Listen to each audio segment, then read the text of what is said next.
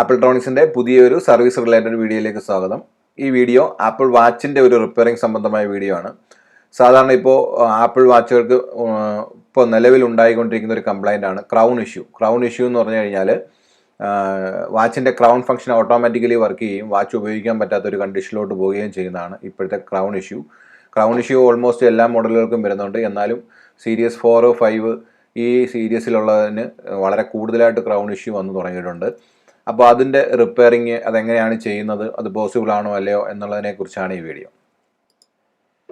ഇപ്പോൾ crown complaint വന്നു കഴിഞ്ഞാൽ ഈ രീതിയിലാണ് അതിൻ്റെ ആ ഒരു കംപ്ലൈൻറ്റ് കാണിക്കുന്നത്. വാച്ച് നോർമലി ഈ സ്ക്രീൻ ഇങ്ങനെ മൂവ് ചെയ്തുകൊണ്ടിരിക്കും, അതായത് അതിൻ്റെ ക്രൗൺ ഫംഗ്ഷൻ ഓട്ടോമാറ്റിക്കലി വർക്ക് ചെയ്യുന്നതാണ്. ഈ രീതിയിൽ ഈ കംപ്ലൈൻറ്റ് കാണിച്ചുകൊണ്ടിരിക്കും. ഇതാണ് ഇതിൻ്റെ ഈ ക്രൗൺ ഇഷ്യൂ എന്ന് പറയുന്ന പ്രോബ്ലം. അപ്പോൾ ഇത് ക്രൗണിൻ്റെ ഡിജിറ്റൽ സെൻസർ കംപ്ലൈൻറ്റ് വരുമ്പോഴാണ് ഈ ഒരു പ്രോബ്ലം ഉണ്ടാകുന്നത്. ഇതുണ്ടാകാനുള്ള കാരണം ക്രൗണിനകത്തൂടെ ക്രൗണിൻ്റെ ആ പിന്നിൻ്റെ ക്രൗൺ എന്ന് പറയുന്ന ആ പിന്നിൻ്റെ അകത്തൂടെ വെള്ളം അകത്ത് പോയിട്ട് ഡിജിറ്റൽ സെൻസർ ഡാമേജ് ആകുമ്പോഴാണ് ഈ പ്രശ്നം ഉണ്ടാകുന്നത്. അപ്പോൾ ഒരു പരിധിവരെ വാട്ടർ ഡാമേജ് കൊണ്ട് ആണ് ഇത്. നോർമലി ഈ സെൻസർ കംപ്ലൈൻ്റ് ആവാനുള്ള സാധ്യത കുറവാണ്. ഏറ്റവും കൂടുതൽ കംപ്ലൈൻറ്റും വരുന്നത് ഈ ക്രൗണിനകത്തൂടെ വെള്ളം അകത്ത് പോയിട്ട് സെൻസർ കംപ്ലൈൻ്റ് ആയിട്ടാണ് ഇങ്ങനൊരു ഇത് കാണിക്കുന്നത്. അപ്പോൾ സൂക്ഷിച്ച് ഉപയോഗിക്കുകയെന്നുണ്ടെങ്കിൽ ഈ കംപ്ലൈൻറ്റ് ഉണ്ടാവില്ല. ഈ ക്രൗൺ കംപ്ലൈൻറ്റ് വരുന്ന എല്ലാ വാച്ചിൻ്റെയും ഈ ക്രൗണിൻ്റെ ഈ ഭാഗത്തായിട്ട് ഈ വൈറ്റ് നിറത്തിലുള്ള ഡസ്റ്റ്, ഇത് അലൂമിനിയം ഓക്സൈഡാണ്, ഇത് അലൂമിനിയം ബോഡി ആയതുകൊണ്ട് ഈ വൈറ്റ് നിറത്തിലുള്ള ഡസ്റ്റ് കാണാറുണ്ട്. ഇതിലേക്കൂടെ ഇവിടെ ഒരു വാട്ടർ സീലുണ്ട്. ആ വാട്ടർ സീൽ ഡാമേജ് ആയിട്ട് ഇതിനകത്ത് വെള്ളം കയറിയിട്ടാണ് കൂടുതലും ഈ ക്രൗൺ കംപ്ലൈൻ്റ് ആവുന്നത്.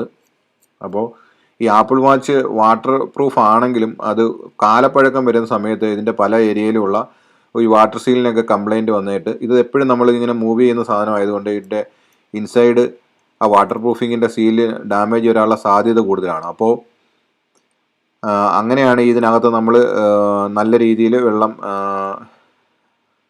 നനയുന്ന കേസിലോ അല്ലെങ്കിൽ വെള്ളത്തിൽ മുക്കുന്ന കേസിലൊക്കെ ആയിരിക്കും കൂടുതൽ ഇതിനകത്ത് ക്രൗണിനകത്തോട്ട് അതൊരു ഡിജിറ്റൽ സെൻസറാണ് ഇതിനകത്ത് ഉള്ളത്. ആ സെൻസറിനകത്ത് വെള്ളം കയറിയിട്ട് സെൻസർ കംപ്ലൈൻ്റ് ആയിട്ടാണ് ഈ ഒരു കംപ്ലൈൻറ്റിലോട്ട് ഇത് പോകുന്നത്.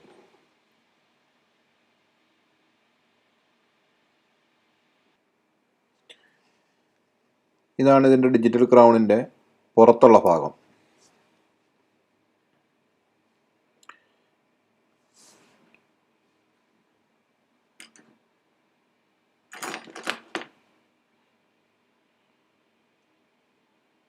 ഈ ഡിജിറ്റൽ ക്രൗണ്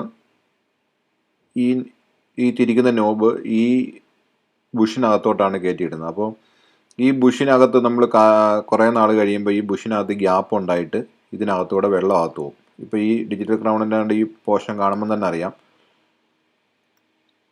ഫുള്ളിവിടെ ഇതുണ്ടോ ഡസ്റ്റ് കയറി. ഇത് ഇടയ്ക്കൊക്കെ ഒന്ന് ഉപയോഗിക്കുന്നവർ ക്ലീൻ ചെയ്ത് കൊടുക്കുന്നത് നന്നായിരിക്കും. ഈ പോർഷനൊക്കെ ഡാമേജ് ആവുന്നത് ഒഴിവാക്കാം, കുറച്ച് നാളും കൂടെ ഉപയോഗിക്കാം. ഇതൊരു ഇലക്ട്രോണിക് ഡിവൈസാണ്, ഇതിനൊരു ടൈം പീരീഡ് ഉണ്ട്. എന്നാൽ പോലും നമ്മൾ സൂക്ഷിച്ച് ഉപയോഗിക്കാമെങ്കിൽ കുറേ നാളും കൂടെ ഉപയോഗിക്കാം, കാരണം അതൊരു കോസ്റ്റ്ലി ഡിവൈസ് ആയതുകൊണ്ട്. ഇതാണ് ഇതിൻ്റെ കണ്ടീഷൻ. അപ്പോൾ ഈ ഡിജിറ്റൽ ക്രൗൺ കംപ്ലൈൻറ്റ് വരുന്ന എല്ലാത്തിൻ്റെയും ഈ നോബൊക്കെ ഈ കണ്ടീഷനിലായിരിക്കും സാധാരണ വരുന്നത്.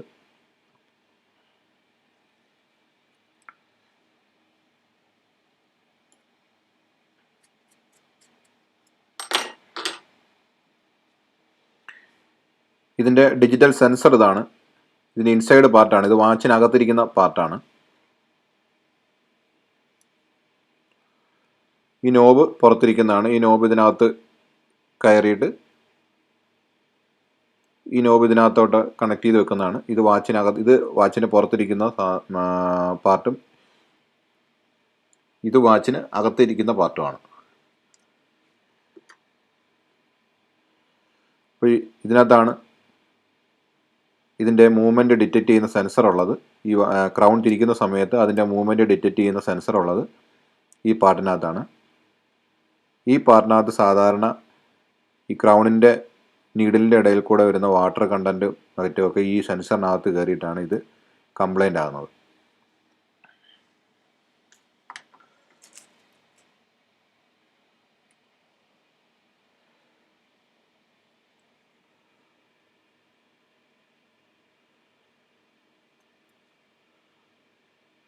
ഇത് പുതിയ പാർട്ടാണ്, റീപ്ലേസ് ചെയ്യാനുള്ള പുതിയ പാർട്ടാണ്. ഇത് ഒറിജിനൽ പാർട്ട് തന്നെയാണ്, ഇത് തേർഡ് പാർട്ടി മാനുഫാക്ചറിങ് ഇല്ല.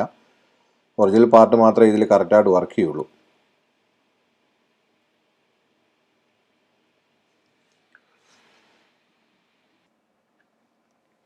ഇപ്പോൾ ഇതിൻ്റെ ക്രൗൺ മാറ്റി പുതിയ ക്രൗണ് ഫിറ്റ് ചെയ്തു.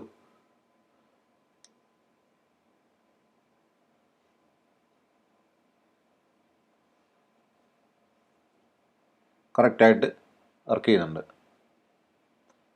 അപ്പോൾ ഇത് എല്ലാ മോഡൽ വാച്ചുകൾക്കും വരുന്നുണ്ട്. സീരീസ് 1 തൊട്ട് ഉള്ള വാച്ചുകൾക്ക് ഈ ക്രൗൺ ഇഷ്യൂ വരുന്നുണ്ട്.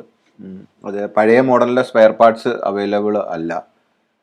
പുതിയ മോഡൽ സീരീസ് 4, സീരീസ് 5ൻ്റെ ഒക്കെ പാർട്സ് ഇവിടെ അവൈലബിൾ ആണ്. ക്രൗൺ ഇഷ്യൂ വന്നു കഴിഞ്ഞാൽ നമുക്ക് റിപ്പയർ ചെയ്തെടുക്കാവുന്നതാണ്. ആപ്പിൾ വാച്ചിന് നിലവിൽ ആപ്പിൾ സർവീസ് പ്രൊവൈഡ് ചെയ്യുന്നില്ല. ഓൺലി റീപ്ലേസ്മെൻറ്റ് മാത്രമേ ചെയ്യുന്നുള്ളൂ. ഫിസിക്കൽ ഡാമേജ് ആയാലും ഡെഡ് ആയാലും ഇതേപോലെ എന്തെങ്കിലും കംപ്ലൈൻറ്റ് വന്നു കഴിഞ്ഞാൽ ആപ്പിൾ നിലവിൽ റീപ്ലേസ്മെൻറ്റ് മാത്രമാണ് ചെയ്യുന്നത്. അവർ സർവീസ് പ്രൊവൈഡ് ചെയ്യുന്നില്ല. അപ്പോൾ ഇങ്ങനെയുള്ള കേസുകളിൽ ഈ ഡിവൈസുകൾ നമുക്ക് ഇതേപോലെ കംപ്ലൈൻ്റ് ആയിക്കഴിഞ്ഞാൽ റിക്കവർ ചെയ്തെടുക്കാവുന്നതാണ്. ഇതിൻ്റെ ആപ്പിൾ വാച്ചിൻ്റെ ഫിസിക്കൽ ഡാമേജ് ആവുന്ന ഗ്ലാസ് ബ്രോക്കണ്, അതേപോലെ ബാക്ക് പോർഷൻ പൊട്ടിപ്പോവുക, പവർ സ്വിച്ച് കംപ്ലൈൻ്റ് ആവുക, ഇതെല്ലാം നമുക്കിവിടെ റിപ്പയർ ചെയ്യാവുന്നതാണ്. ഞങ്ങളിവിടെ ഇതിൻ്റെ സർവീസ് പ്രൊവൈഡ് ചെയ്യുന്നുണ്ട്. ഇതിൻ്റെ ഗ്ലാസ് ബ്രോക്കൺ ആയിക്കഴിഞ്ഞാൽ റിപ്പയർ ചെയ്യുന്നതിൻ്റെ, ബാക്ക് പോർഷൻ കംപ്ലൈൻ്റ് ആയിക്കഴിഞ്ഞാൽ, ഈ സെൻസറിൻ്റെ പോർഷൻ കംപ്ലൈൻ്റ് ആയിക്കഴിഞ്ഞാൽ അത് റിപ്പയർ ചെയ്യുന്നതിൻ്റെയൊക്കെ വീഡിയോ ഓൾറെഡി ഞാൻ ഈ ചാനൽ പോസ്റ്റ് ചെയ്തിട്ടുണ്ട്. അപ്പോൾ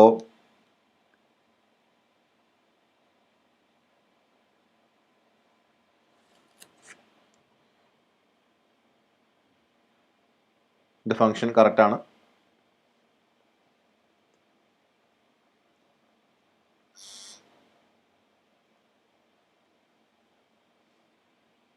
കറക്റ്റായിട്ട് വർക്ക് ചെയ്യുന്നുണ്ട്.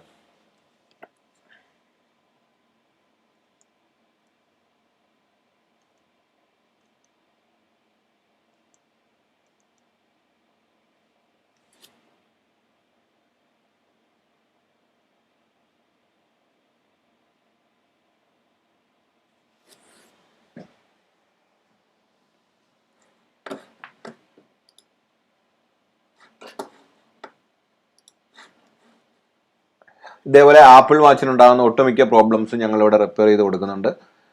ആപ്പിൾ വാച്ചിൻ്റെ ഏതെങ്കിലും തരത്തിലുള്ള റിപ്പയറിംഗ് ആവശ്യമായിട്ടുള്ളവർ ഞങ്ങളുടെ നമ്പറിൽ കോൺടാക്ട് ചെയ്യുക. നമ്പർ ഡിസ്ക്രിപ്ഷനിൽ കൊടുത്തിട്ടുണ്ട്. കൊറിയർ സർവീസ് അവൈലബിൾ ആണ്.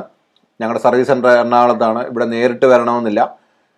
കംപ്ലൈൻറ്റ് ഇത് ഈ രീതിയിൽ എന്തെങ്കിലും വാച്ചിന് കംപ്ലൈൻ്റ് ഒക്കെ ഉണ്ടെന്നുണ്ടെങ്കിൽ കൊറിയർ അയച്ചു തന്നു കഴിഞ്ഞാൽ ഞങ്ങളത് സർവീസ് ചെയ്ത് തിരിച്ച് അവർക്ക് അയച്ചു കൊടുക്കുന്നതായിരിക്കും. ആപ്പിൾ പ്രൊഡക്റ്റുകളുടെ റിപ്പയറിംഗ് സംബന്ധമായി മറ്റൊരു വീഡിയോയുമായിട്ട് വീണ്ടും കാണാം. Thanks for watching.